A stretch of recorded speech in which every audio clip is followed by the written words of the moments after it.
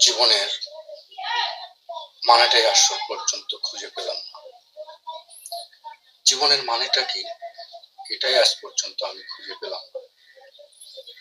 পরিশ্রম অনেক করেছি, ধৈর্য অনেক ধরেছি।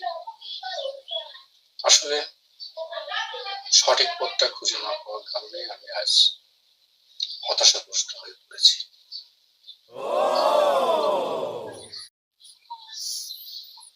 জীবনের মানেটাই আজ পর্যন্ত খুঁজে পেলাম না।